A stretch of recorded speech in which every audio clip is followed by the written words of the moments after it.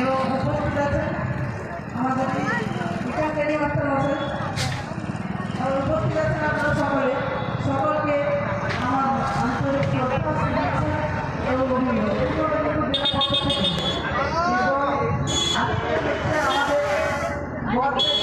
আমাদের বাঙালিদের সব থেকে শ্রেষ্ঠ উৎসব হচ্ছে দুর্গোৎসব।